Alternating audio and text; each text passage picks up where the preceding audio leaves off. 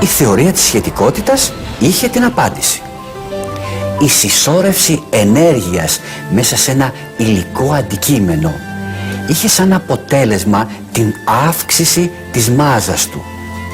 Όπως ήδη έχουμε πει, αυτή η φαινομενική αύξηση της μάζας ενός σώματος είχε σαν συνέπεια να μην μπορεί η ταχύτητά του να ξεπεράσει την ταχύτητα του φωτός. Τα παράδοξα όμως συνεχίζονταν, εφόσον, όπως αποδεικνύει η θεωρία της σχετικότητας, η αύξηση της πυκνότητας της ενέργειας που είχε μαζευτεί μέσα σε ένα υλικό σώμα δημιουργεί μια αύξηση της καμπυλότητας του χώρου γύρω του. Την αυξημένη αυτή καμπυλότητα του χώρου οι αισθήσεις μας την αντιλαμβάνονται σαν αύξηση της μάζας του. Η μάζα λοιπόν στη θεωρία της σχετικότητας είναι απλά μια καμπύλωση του χώρου που καταλαμβάνει το αντικείμενο.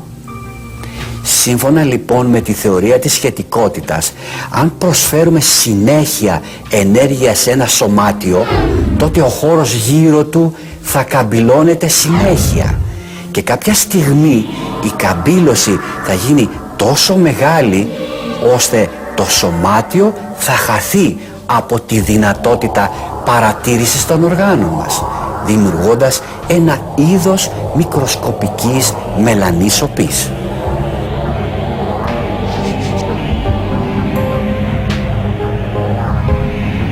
Σε αντίθεση με τη θεωρία της σχετικότητας, αναπτύχθηκε η πληθωριστική θεωρία.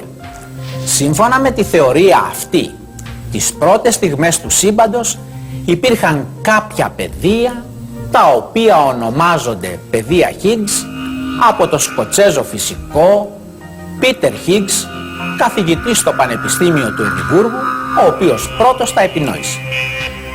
Όπως πιστεύουμε σήμερα, η ενέργεια των πεδίων Higgs είναι μαζεμένη σε ένα μεγάλο αριθμό σωματιδίων, τα οποία αντιστοίχως ονομάζονται σωματίδια Higgs. Τα σωμάτια αυτά πρικοδότησαν το σύμπαν μας με την ιδιότητα της μάζας. Άρα, σύμφωνα με τη θεωρία του πληθωρισμού, η μάζα είναι μια ιδιότητα η οποία αποδίδεται στα σωμάτια Higgs και όχι στην καμπυλότητα του χώρου που κατέχει ένα σώμα. Όπως γίνεται φανερό, υπάρχει μια διάσταση απόψεων μεταξύ της θεωρίας της σχετικότητας και της πληθωριστικής θεωρίας για το τι είναι μάζα. Το πείραμα στο CERN προσπαθεί να αποδείξει την ισχύ της πληθωριστικής θεωρίας μέσω του εντοπισμού των σωματιδίων Higgs.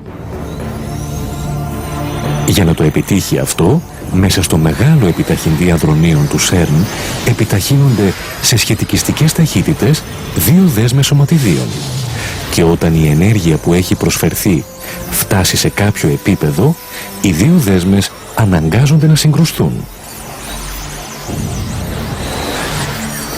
Σαν αποτέλεσμα αυτής της σύγκρουσης, όπως οι ερευνητές πιστεύουν, θα δημιουργηθούν οι κατάλληλες συνθήκες ώστε να εντοπισθούν δευτερογενώς τα σωμάτια Higgs.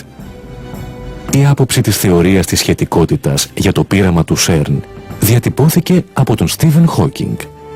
Ο μεγάλος φυσικός, σε συνέντευξή του στο ράδιο 4 του BBC, στοιχημάτισε 100 λίρες Αγγλίας ότι δεν θα βρεθούν ποτέ τα σωμάτια Higgs, γιατί ουσιαστικά δεν υπάρχουν.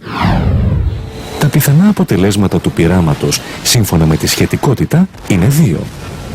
Πρώτον, η ενέργεια που θα δοθεί στα σωμάτια των δεσμών θα είναι ικανή να καμπυλώσει το χώρο ώστε να δημιουργηθούν μικρές μελανές οπές. Δεύτερον, η ενέργεια που θα δοθεί στα σωμάτια των δεσμών δεν θα είναι ικανή να καμπυλώσει το χώρο ώστε να δημιουργηθούν μικρές μελανές οπές. Στην περίπτωση αυτή, όπως και στο πείραμα Μπερτόζι, όταν συγκρουστούν οι δέσμες, απλώς θα πάρουμε ολόκληρη την ενέργεια που έχουμε προσφέρει.